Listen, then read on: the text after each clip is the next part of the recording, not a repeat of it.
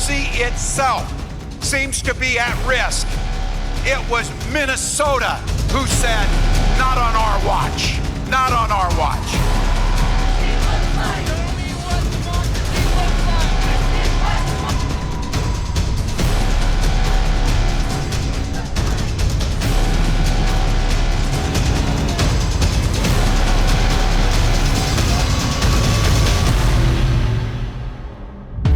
Perang 30 hari. 30 hari sudah sejak Amerika Serikat dan Zionis Israel pertama kali menyerang Iran. Konflik yang tidak cuma menyangkut 2 atau 3 negara, tetapi juga mengusik stabilitas global. Hari demi hari, ketegangan antara Amerika Serikat, Zionis Israel, dan Iran berubah menjadi konfrontasi terbuka yang eskalasinya semakin tidak terkendali.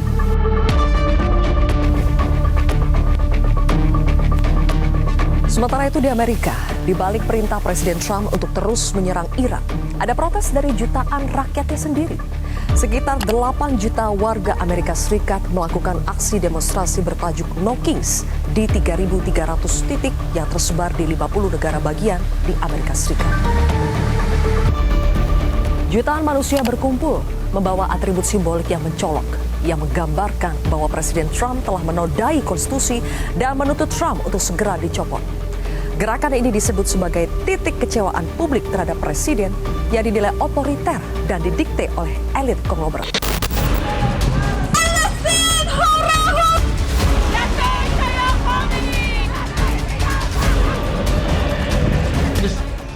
Of course, it is a very big consequences. The war there, not only energy, but also for peace, also for refugees. Also for actually the order of this world, in which kind of world we want to live.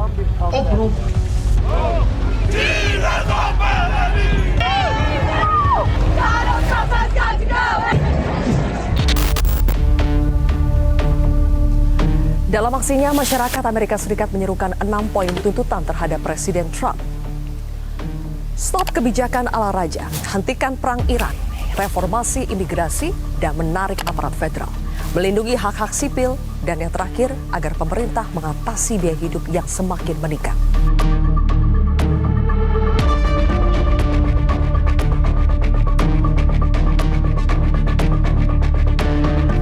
Tidak cuma dihadiri oleh masyarakat awam, demonstrasi No Kings bahkan juga menjadi perhatian para pesohor asal Amerika. Seperti aktor Hollywood Robert De Niro yang menyebut Presiden Trump sebagai ancaman serius bagi negara. Good afternoon, everyone. It's nice to share this event with so many committed people here in this room and out in the streets. And I'm proud to stand with an Indivisible and all the organizations promoting No Kings. The concept of No Kings is a great rallying cry and hugely successful as millions of us have answered the call. Keputusan-keputusan Presiden Trump bahkan menjadi olok-olok bagi komedian yang juga presenter acara televisi terkemuka di Amerika, Jimmy Fallon. Trump said he's been negotiating with Iran to end the war, but admitted that he hasn't spoken with their supreme leader. He wants to, though. Just listen to what Trump's been saying about it behind closed doors. Can I call the supreme leader of Iran? No, he won't take your call, sir. Can I text him instead? No. Email? No. WhatsApp? No. LinkedIn? No. Tinder? No. Slide into his DMs? No. Smoke signals? No. Message in a bottle? No. Send a Harry Potter album? No. Communicate with our ponytails like in Avatar? No. Hold a boombox outside his window like in Say Anything? No. Hold up cue cards on his front porch like in Love Actually? No. Talk to him through a glass wall using a laptop translator like in Project Hail Mary? No. I love that movie. Same. Same. You said that. Visit his farm in Animal Crossing? No. Yell incredibly loud so he can hear me? I mean, sure. Ayatollah! Did it work? No. He tried. Ditanyai wartawan soal demo No Kings yang tersebar di seluruh negeri, Presiden Trump menyatakan bahwa yang dilakukan para pendemo adalah lelucon. Bahkan ia menyebut 8 juta pendemo yang turun ke jalan tersebut bukan representasi dari masyarakat Amerika Serikat. Demonstrations were very small, very ineffective, and the people were whacked out. When you look at those people, those are not representative of the people of our country. Tak Tampaknya demonstrasi tidak akan membuat Presiden Trump menghentikan serangannya terhadap Iran. Pada Senin lalu, Trump bahkan akan mempertimbangkan untuk merebut Pulau Kurd, pusat ekspor minyak Iran yang menangani paling tidak 90% dari minyak yang dihasilkan oleh Iran. Dalam wawancaranya, Trump mengungkapkan sudah melakukan negosiasi yang baik dengan Iran. Dan menurut Trump, Iran akan memberikan hal yang Amerika inginkan. So we've had very good negotiations today with Iran, getting a lot of the things that they should have given us a long time ago. We'll see how it works out, but they're very good. Moving along very nicely. And they've destroyed a lot of additional targets today. The Navy's gone, the Air Force has gone, we know that. But we destroyed many targets today. It was a big day. And we are negotiating with them directly and indirectly.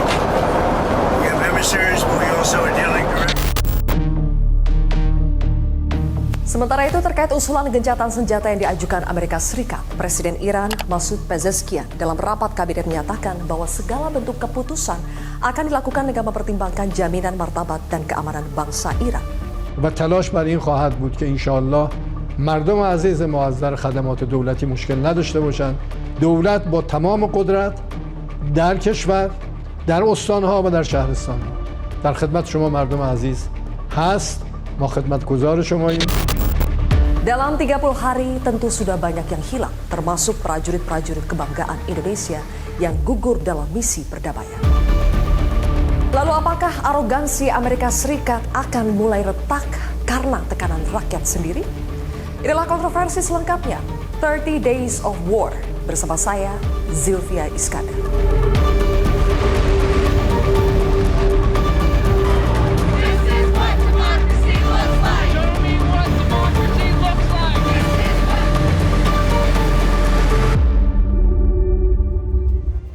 Pemirsa, untuk mengulasnya lebih dalam sudah hadir 3 narasumber di studio Metro TV. Di sebelah kanan saya adalah pakar geopolitik dan keamanan nasional, Wibawanto Nugroho Widodo. Selamat malam, Pak Wibawa. Selamat malam. Ya. Berikutnya juga ada pakar intelijen, Ridwan Habib. Selamat malam, Mas Ridwan. Selamat malam, Mbak Gita. Dan juga sudah hadir bersama kita adalah pakar strategi PPAU, Persatuan Purnawirawan Angkatan Udara, alumni US Air War College, sekaligus mantan penerbang F5 dan F16.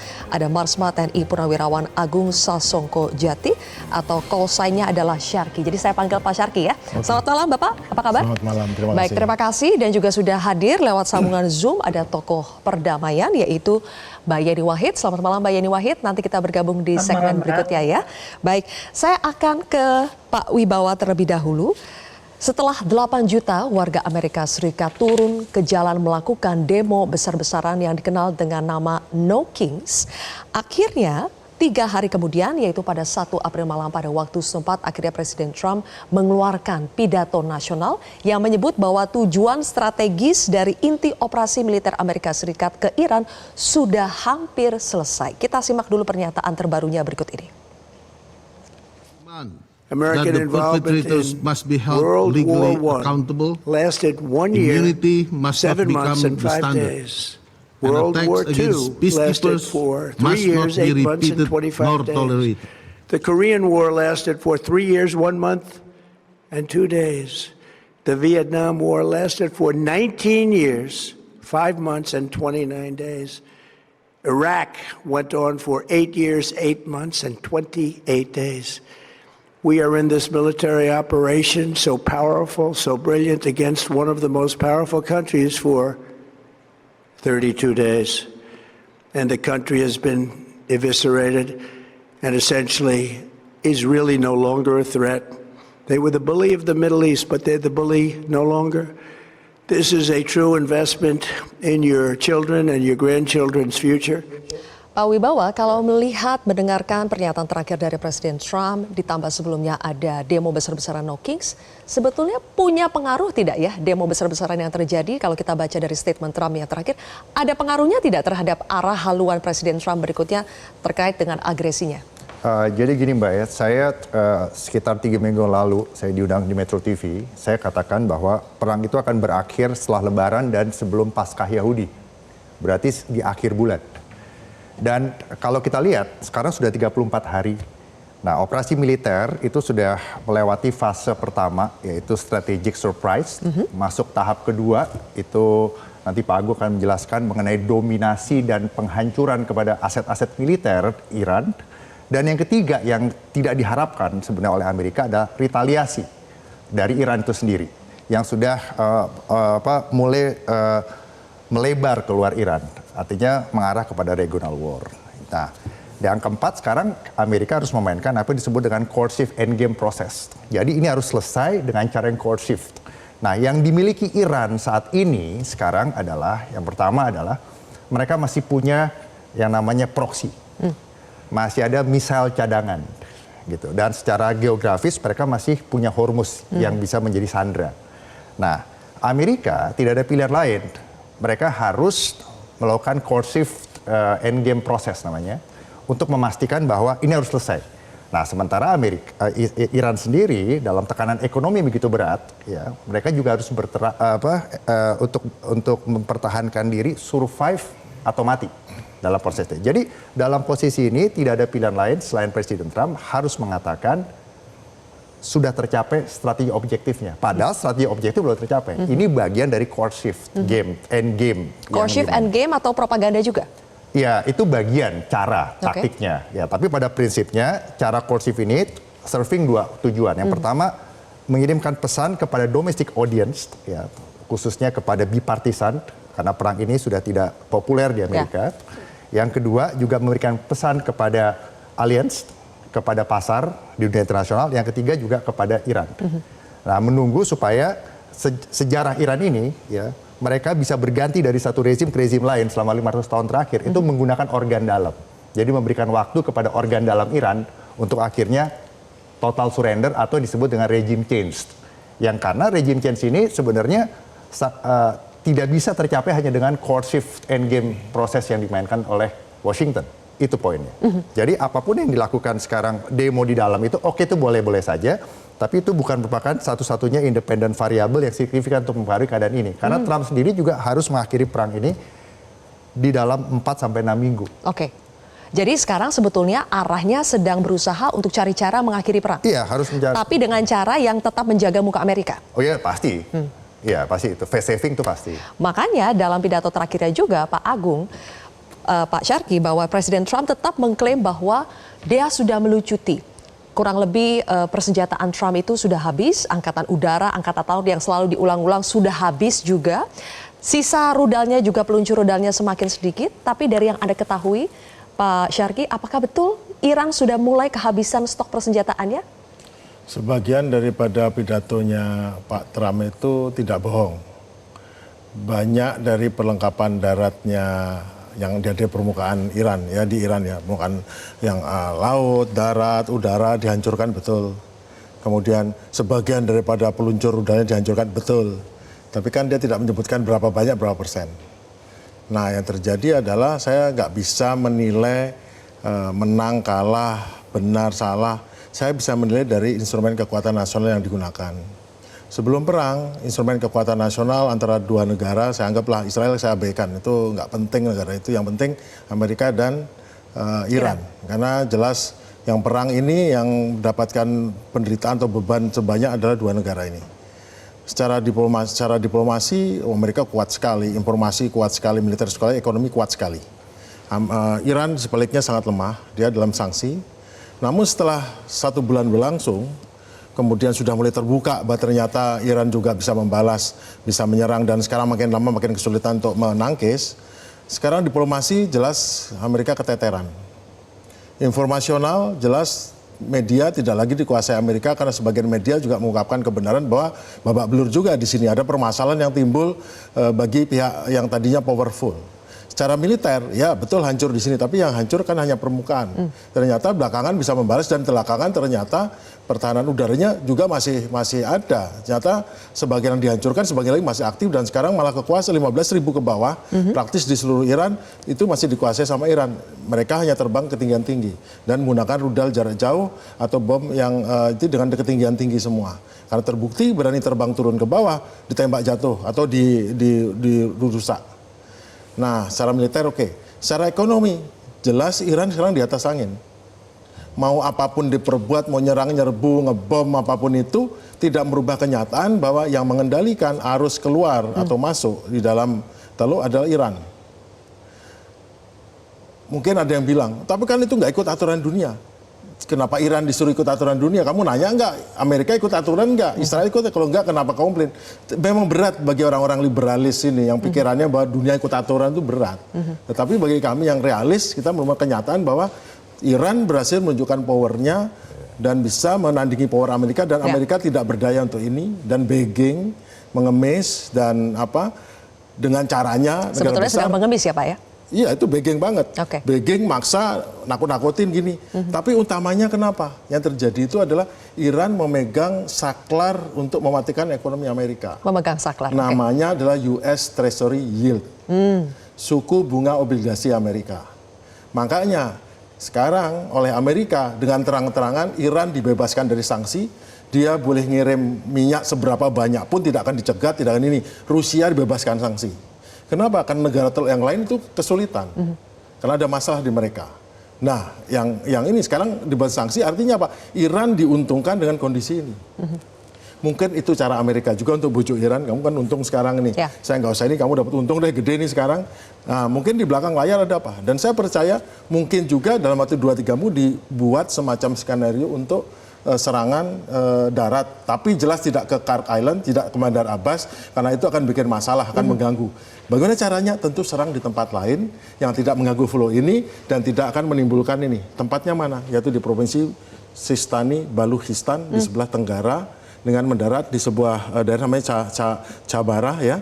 Itu daerah itu ada pangkalan laut, ada laut dalam, ada pangkalan angkatan udara, dan di situ siap untuk didatengin dengan menggunakan kapal induk, digunakan Hautorkap segala macam, dan itu kemungkinan perlawannya sedikit. Kenapa? Karena daerahnya rakyatnya itu agak nggak senang sama pemerintah pusat.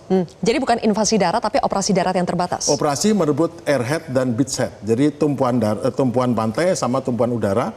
Dasar mendarat nanti bisa langsung melumpuhkan Garda Revolusi, bisa membongkar bunker berisi rudal. Selama 2 minggu selesai, tinggal pergi aja udah. Tapi kan ada sedikit. Kalau enggak, sekarang loser banget pergi sekarang dalam kondisi gini, tiba-tiba berhenti pergi, itu kayak dengan Houthi tahun lalu. Nah sekarang kayaknya, karena saya udah ngelihat, Apache datang tambahan 1 skadron, tambahan 1 skadron Thunderbolt, kemudian untuk Marine Expeditionary Unitnya ada 2, berarti orangnya sekitar 1.500 kali 2, sekitar 4.000, ditambah dengan sudah lengkap nih 4.000 si Brigade Combat Unit dari 82nd Division. Kira-kira mungkin jadi ini. Tetapi hanya sandiwara lah, maksudnya di tempat yang sudah memang tidak akan terlalu banyak ancaman dari 1 juta. 1 juta itu orang Persia semua, orang Sunninya belum tentu. Nah itu kira-kira kalau saya berada di pihak Amerika, saya akan Jenderal Amerika, saya akan di situ. Jadi aman, tidak mengganggu flow, tidak mengganggu supply. Di sini ada panggung untuk bisa menunjukkan ya untuk merilis tensi daripada perang sehingga bisa pulang dengan agak terhormat lah. Bagaimana nanti Mas Ridwan membaca taktik atau strategi baru yang akan dimainkan oleh pihak Amerika untuk tetap menjaga mukanya di tengah-tengah situasi yang kian terjepit? Kami akan bahas lagi pemirsa, usai jeda, tetaplah di Kontroversi.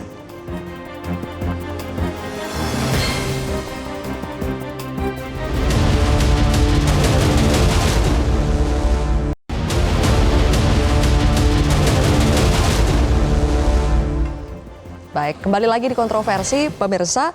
Mas Ridwan, setelah ada demo knocking sebesar-besaran ditambah dengan situasi perkembangan terkini di Timur Tengah, menurut Anda apa saja sebetulnya variabel yang sudah terbaca selama 1 bulan terakhir yang memungkinkan Amerika Serikat akan segera mengakhiri agresinya ke Iran?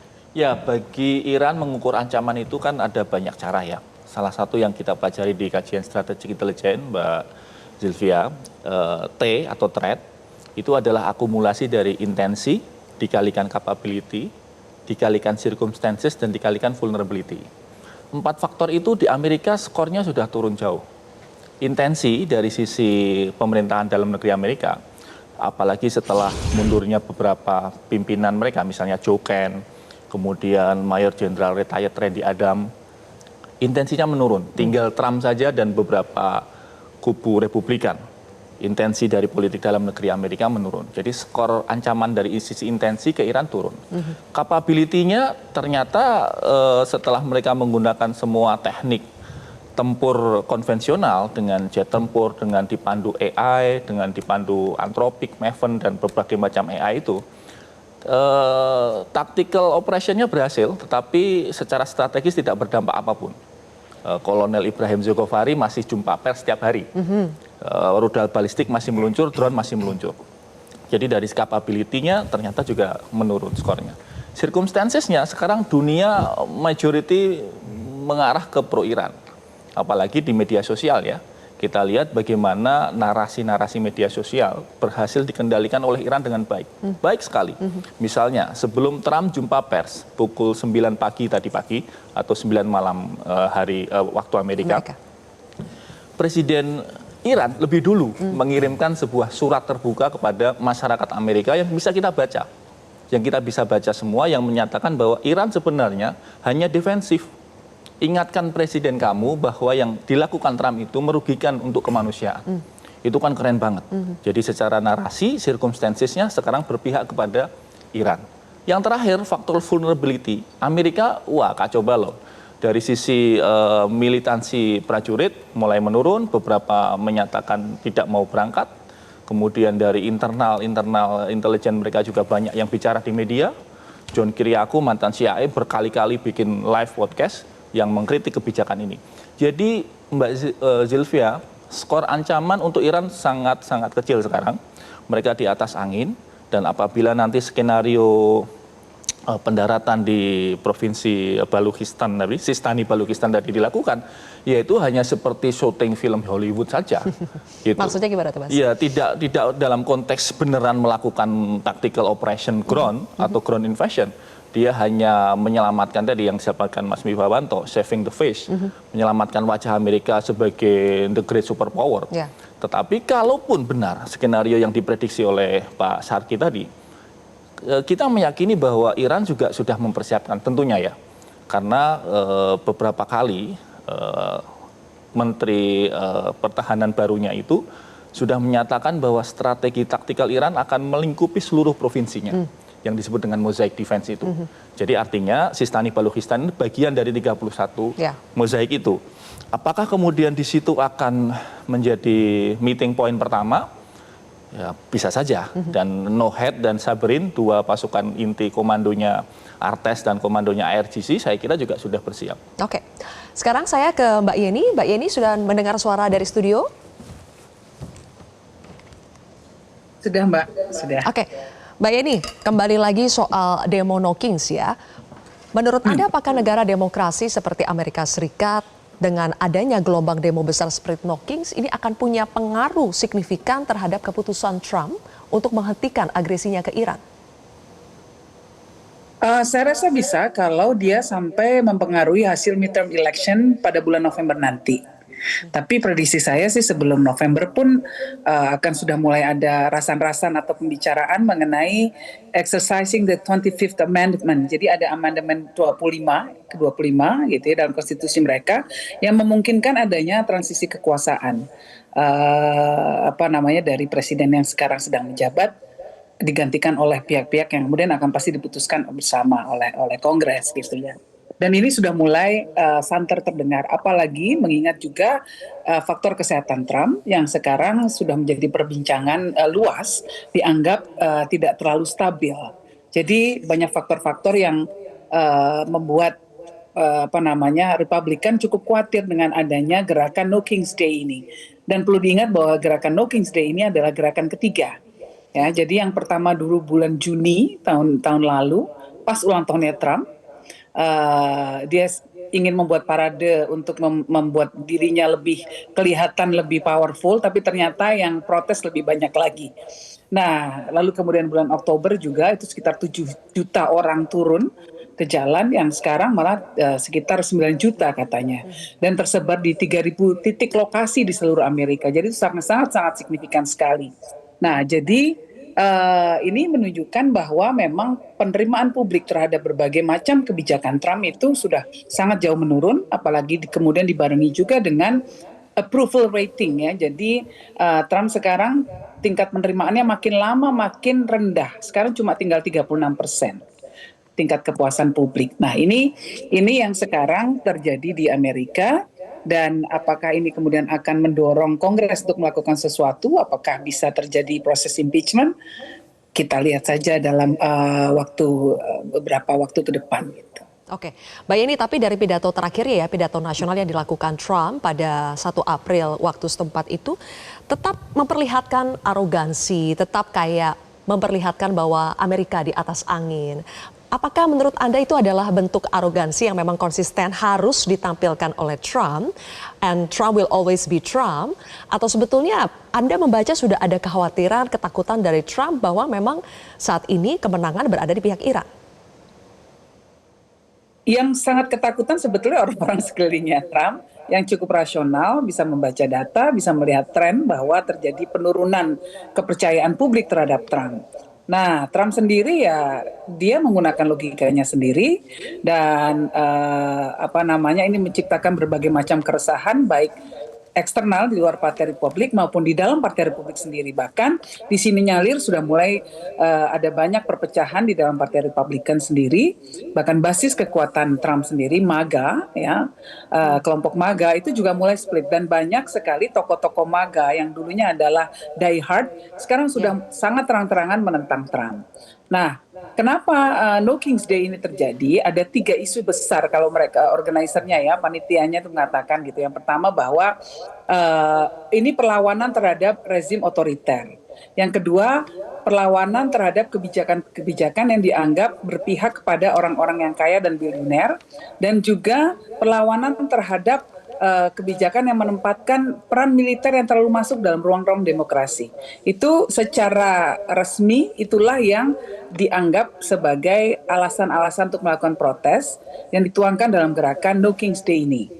Nah, seperti kita sama-sama tahu, yang membuat rakyat Amerika sangat-sangat geram, yang paling akhir adalah invasi atau serangan Amerika ke Venezuela dan sekarang Iran yang tanpa memakai persetujuan dari Kongres. Nah, ini kemudian dianggap oleh publik Amerika bahwa ini kok sudah seperti monarki. Dia nggak membutuhkan persetujuan dari Kongres, dari rakyat lagi. Seolah-olah seperti itu. Ini menjadi berbahaya, tidak ada checks and balances. Lalu kemudian juga ada dugaan-dugaan bahwa terjadi democratic backsliding, ya. Jadi pelemahan demokrasi yang terjadi di Amerika. Guardrails atau pagar-pagar pembatas demokrasi itu sudah diterabas. Contohnya misalnya tekanan terhadap DOJ atau Department of Justice untuk Departemen Kehakiman Amerika untuk mengusut musuh-musuh politiknya Trump. Ini dan yang kemudian yang terakhir, yang salah satu yang sangat-sangat sensitif sekali adalah isu tentang ICE yang melakukan menangkap orang-orang yang dianggap imigran ilegal dan kemudian akan dideportasi. Nah, ini banyak sekali dulu orang-orang yang mendukung Trump awalnya nyoblos Trump. Nah, sekarang trauma karena mereka ternyata termasuk yang diburu-buru, yang diburu oleh ICE, ditangkap, bahkan ada beberapa yang terbunuh. Oke, baik. Sampai situ dulu, Mbak Yeni, saya kembali lagi ke Pak Wibawa. Pak Wibawa, dengan adanya approval rating Trump yang semakin anjlok, tekanan domestik yang begitu besar, belum lagi kenaikan dan stok harga minyak yang pastinya sulit di Amerika Serikat, tapi Trump masih mengatakan di pidato terbarunya bahwa dia akan menyerang Iran extremely hard. Posibilitasnya tuh bagaimana sih, atau opsi yang dimiliki Trump untuk menyerang Iran dengan extremely hard itu seperti apa opsi yang dimiliki Trump saat ini? Oke, jadi yang pertama Mbak, yang namanya foreign policy, apalagi keputusan melakukan perang, itu hanya bisa berhasil jika didukung oleh domestic audience. Itu poin 1. Nah, jadi kalau public trust di Amerika sudah turun, ya secara faktual dan juga secara sentimen, berat untuk bisa mengangkat policy itu di luar negeri. Itu poin 1. Poin kedua sekarang, yang paling mungkin dilakukan Amerika untuk menyelesaikan masalah ini adalah yang paling limit itu adalah kalau menduduki terbatas itu di Cook Island. Ya, itu masih bisa controllable eskalasinya. Ya, itu poin 1.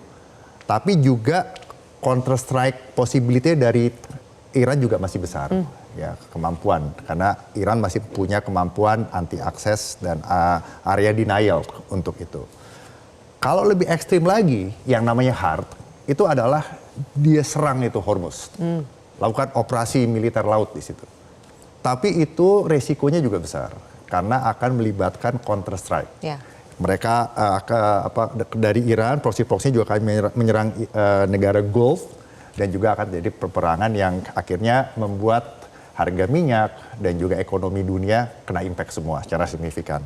Yang paling ekstrim, paling hard adalah melakukan invasi untuk menyerang ke mainland. Bukan hanya seperti tadi Pak Sarki katakan hanya untuk pajangan di situ, di daerah Asia Tenggara, di sebelah tenggara provinsi tadi yang memang itu etnis Pakistan ya. Bukan ini invasi, tapi 500 tahun lebih tidak pernah bisa berhasil diinvasi namanya Iran itu gitu loh. Jadi paling yang dilakukan Trump sekarang adalah selain memberikan statement keras seperti itu, kembali lagi kepada political warfare. Sebelum fase 1 tadi, yaitu yang dilakukan sebelum adanya invasi militer. Nah, karena operasi darat, ya, walaupun itu operasi darat terbatas yang dilakukan masuk ke dalam itu hanya mungkin jika ada variabel pertama itu terpenuhi, di mana ada simpati dari organ dalam yang akan berjuang bersama. Nah, sehingga operasi insurgensi bisa berhasil dilakukan. Karena selama ini di Iran itu bergantinya rezim, termasuk Mossadegh dulu tahun 53, prime ministernya juga, itu karena didukung Inggris. Sehingga akhirnya bisa jatuh, begitu. Organ dalam yang bergerak, ya. Shah Pahlavi yang bergerak waktu itu untuk menggantikan. Untuk apa? Untuk ikut mendorong, ya, sebagai rajanya waktu itu. Supaya jatuh Mossadegh. Nah, jadi itu akan dilakukan. Yang kedua akan ada yang namanya political shaping dan infiltrasi lagi. Jadi seperti balik lagi ke seperti sebelum serangan militer. Nah, baru ada possibility untuk masuknya pasukan darat dengan unconventional warfare yang sangat sensitif. Baik. Dan tujuannya jelas, spesifik dan harus cepat keluar. Nah, yang keempat ada kepastian yang lebih tinggi bahwa rejim ini akan berganti.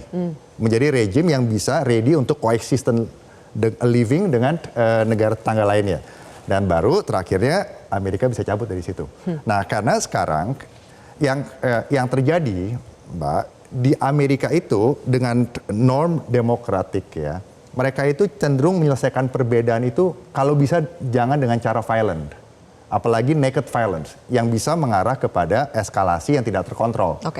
Nah, jadi yang sekarang harus dilakukan Trump itu, kalaupun dia mau melakukan hitting Iran hard, itu pastikan ada organ dalam yang benar-benar mau mendukung rejim itu terganti. Dan sekarang tampaknya organ dalamnya bagaimana posisinya? Organ dalam pasti akan, saya tidak pakai bahasa negatif, saya akan pakai bahasa positif. Artinya begini, pasti akan ada organ di dalam Iran yang mulai berpikir berbeda bagaimana menyelesaikan krisis ini. Itu poinnya.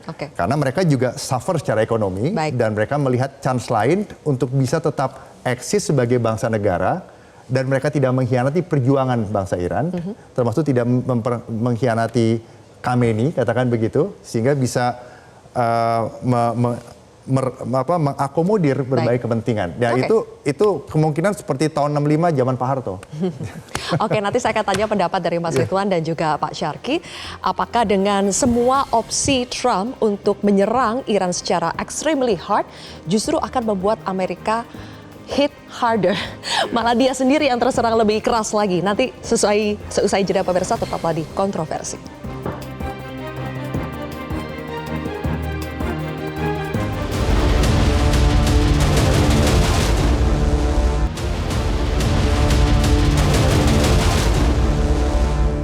Pemirsa, hanya beberapa menit setelah pidato terakhir dari Trump di Gedung Putih, Iran langsung meluncurkan lagi gelombang serangan balasan. Artinya itu apa, Pak Agung? Kalau Pak Syarki, kalau misalnya Trump mengklaim bahwa Iran itu sudah hampir habis persenjataannya, tapi kita terus melihat Iran terus melancarkan gelombang serangan demi serangan, itu artinya apakah sebetulnya Iran akan mampu main sangat panjang, bahkan lebih dari 2 atau 3 minggu yang disebut oleh Trump? Iran tidak melaksanakan serangan balasan, dia tidak membalas. Dia yang menyerang duluan sekarang. Jadi genderang daripada ofensif berada di tangan Iran, beralih. Dan defensif beralih di tangan Israel dan Amerika. Ciri-cirinya apa? Pertama, lebih banyak sorti serangannya, kemudian lebih banyak menimbulkan permasalahan di sini, karena praktis semua target sasaran di Iran sudah hampir habis ya. Hanya serangan ulangan kepada Fordo, kepada situs-situs nuklir itu. Tetapi sekarang serangannya Iran lebih kreatif dan lebih ini. Dan sekali lagi saya ingatkan, serangan Iran itu adalah serangan untuk tujuan ekonomi. Target-target yang diserang, target-target yang sudah dipetakan oleh ahli-ahli ekonomi Iran. Tadi Pak Presiden itu lulusan Stanford. Jadi mereka punya satu tim ekonomi lulusan Stanford dan Harvard Business Faculty ya.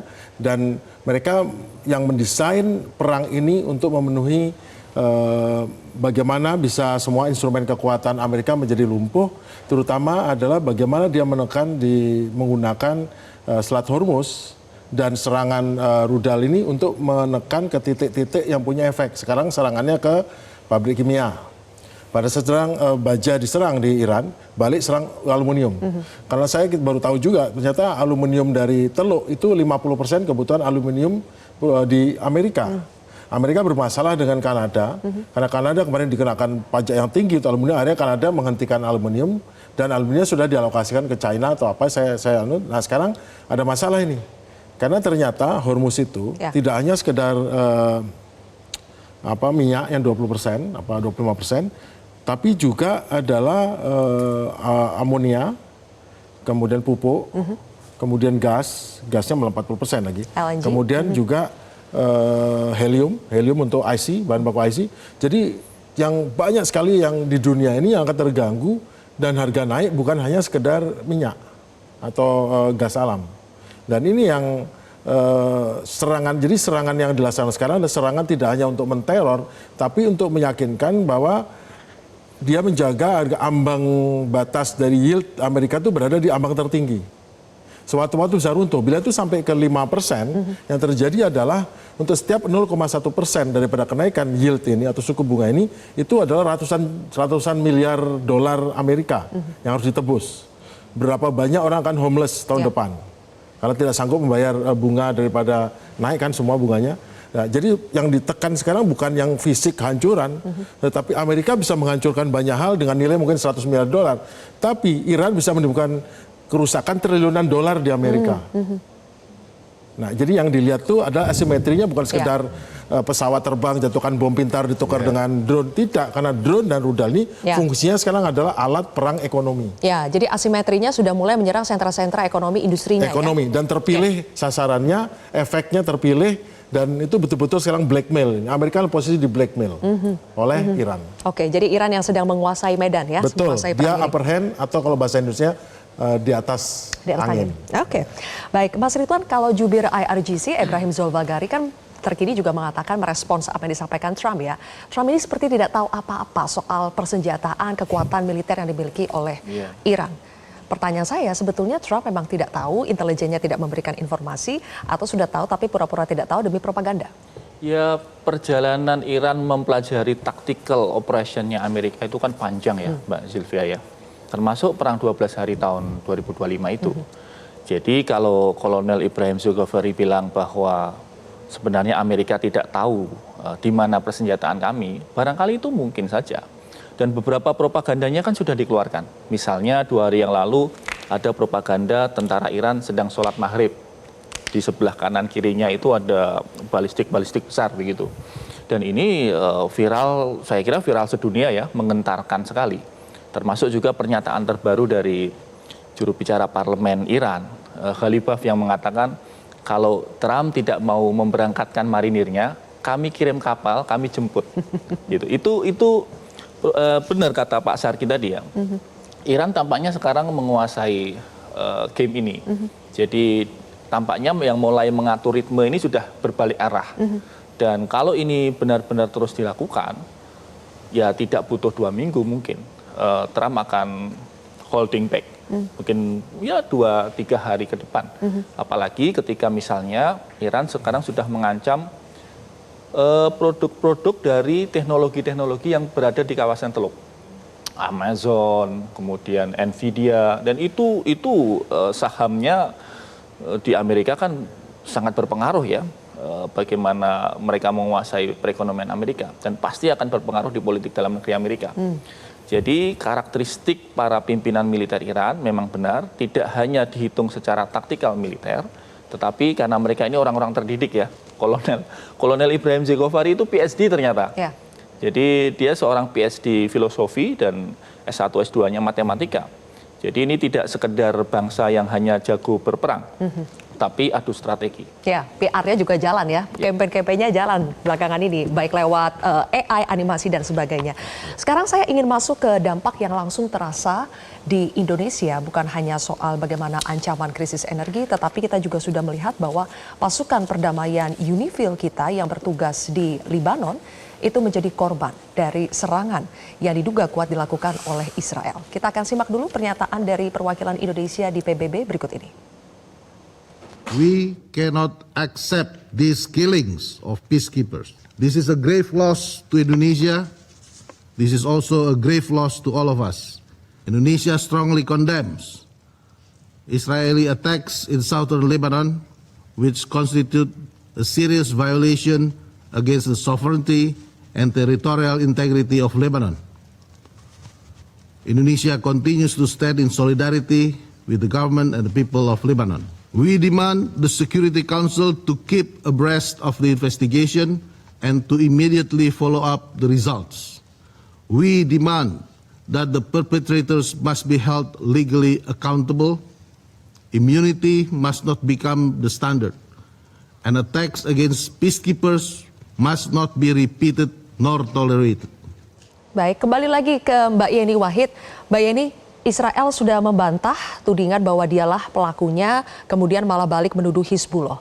Dan PBB meresponsnya dengan mengatakan akan melakukan investigasi. Tapi setelah melihat berbagai catatan ya yang dilakukan oleh PBB, berbagai pelanggaran yang kemudian dibiarkan begitu saja, apakah kali ini PBB bisa diharapkan untuk bersikap tegas mengungkap pelaku dan menjatuhkan sanksi seberat-beratnya? Tidak bisa, karena apapun kalau melalui mekanisme PBB, kalau kemudian akan harus ada tindakan, itu harus melalui resolusi dari Dewan Keamanan. Sementara Amerika punya hak veto di Dewan Keamanan, jadi biasanya tidak akan ada, paling ya kecaman, lalu kemudian himbauan dan lain sebagainya gitu ya. Tapi tidak akan ada aksi-aksi yang bisa sangat serius menghentikan aksi Israel di sana kalau Amerika masih memberikan backup, memberikan support terhadap langkah-langkah Israel. Jadi apa yang harus kita lakukan secara konkret? Apakah kita sambil menunggu investigasi atau apapun yang sedang dilakukan oleh PBB, haruskah ada langkah mitigasi yang dilakukan? Mitigasi di kita sendiri, artinya kita tidak mengirimkan peacekeeping forces ke sana gitu.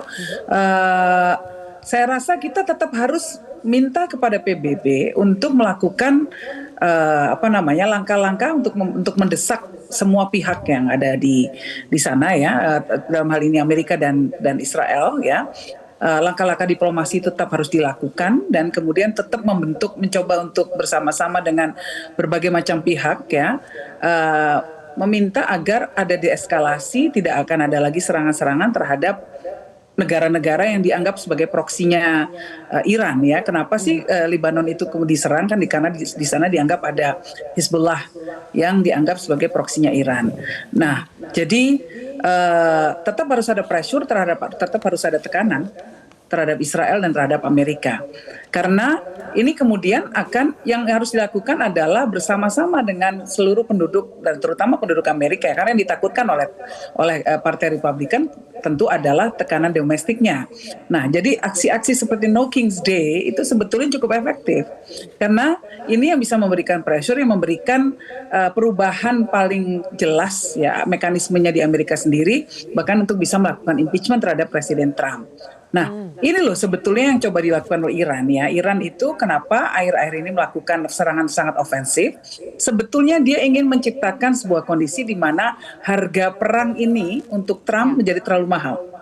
Ya, apalagi kalau kemudian Trump memutuskan untuk melakukan ground offensive atau mengirimkan prajurit langsung ke lapangan untuk merebut yang kan dari berapa kali dia mengatakan dia ingin merebut Hark Island gitu ya, Pulau Hark itu yang tempatnya tempat pusat industri minyaknya Iran. Kalau dia sampai melakukan itu dan mengirimkan pasukan ke lapangan dan kemudian banyak prajurit Amerika yang sampai kehilangan nyawa, ini akan jadi persoalan sangat besar bagi Trump nantinya. Nah, jadi ini yang coba dilakukan oleh Iran. Ini dia mencoba untuk melakukan eskalasi serangan agar Trump berpikir ulang, agar ada tekanan publik domestik di Amerika untuk menekan Trump agar segera menghentikan serangan-serangan terhadap Iran, itu saya rasa. Tapi kalau menurut saya pribadi, sebetulnya kebijakan luar negeri dari Amerika itu tidak akan berhenti di Trump untuk melakukan regime change atau perubahan rezim di Iran. Ya, karena berkali-kali dalam sejarah Amerika mereka memang terlibat dalam perubahan rezim di Iran. Gitu. Oke, baik. Mbak Edi, terima kasih atas analisa Anda di program Kontroversi hari ini. Terima kasih sudah menyempatkan waktu untuk bergabung. Dan pemirsa, kami masih akan kembali lagi satu segmen lagi untuk membahas kalau masih adakah jalur negosiasi yang mungkin akan terjadi setelah Trump juga mengklaim telah terjadi negosiasi meskipun pernyataannya berubah-berubah, tapi apakah masih ada kemungkinan perang atau agresi ini akan selesai melalui jalur negosiasi? Sesaat lagi pemirsa.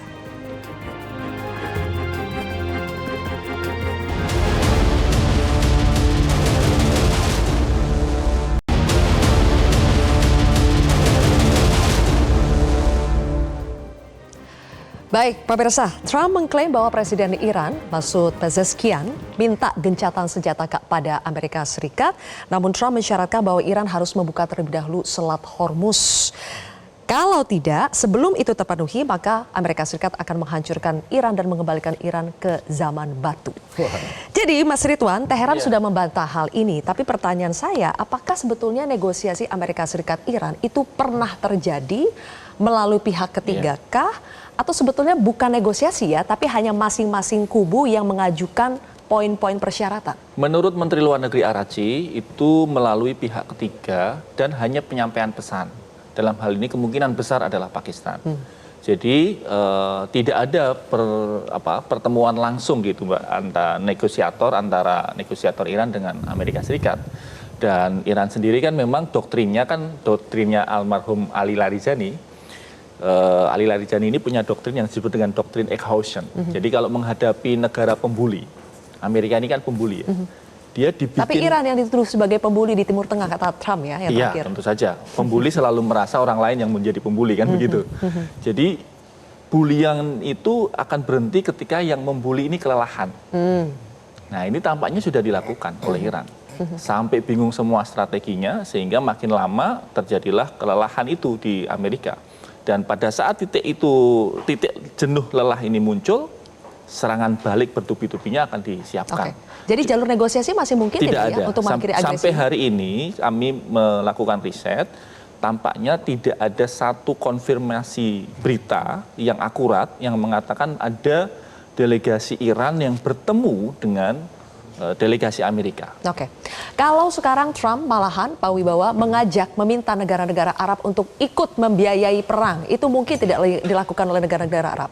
Oke, jadi yang sekarang itu Mbak, itu adalah bukan deeskalasi, tetapi ini merupakan satu titik poin yang sangat krusial, ini mau lanjut atau selesai.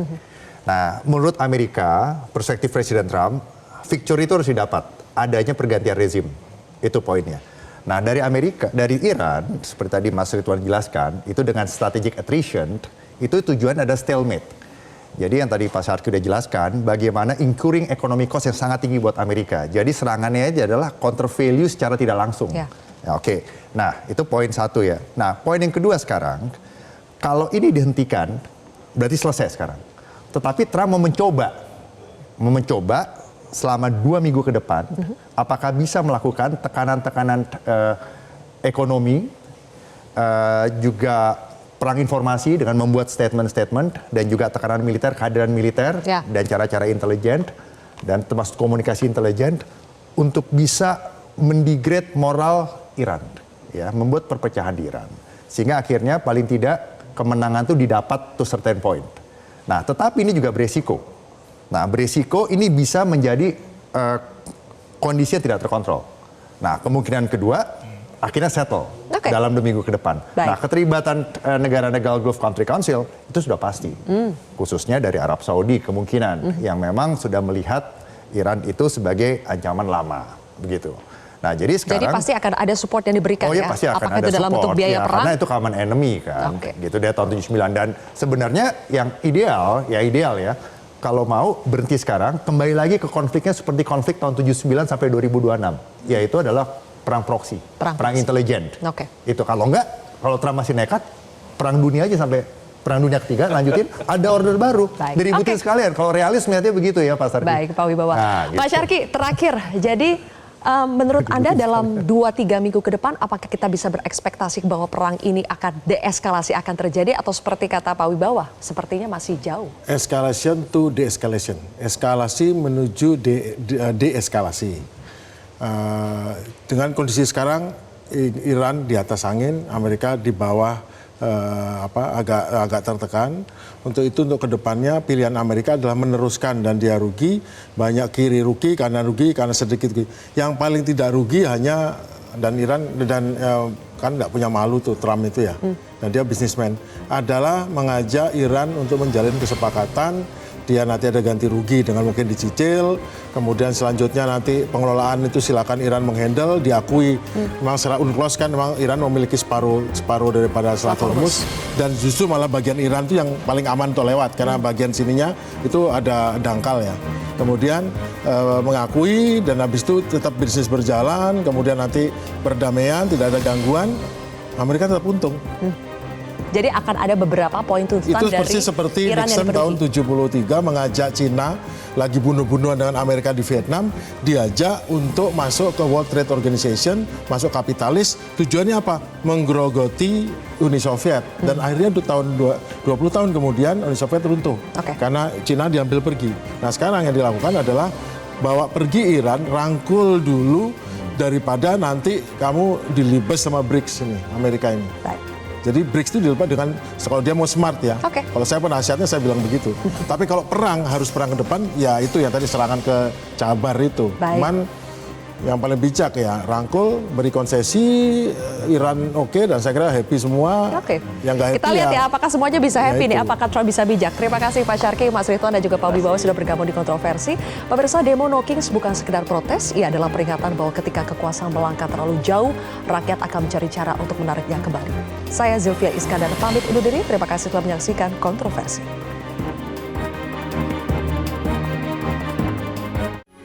Metro TV. Jelajahi cara baru mendapatkan informasi. Download Metro TV Extend sekarang.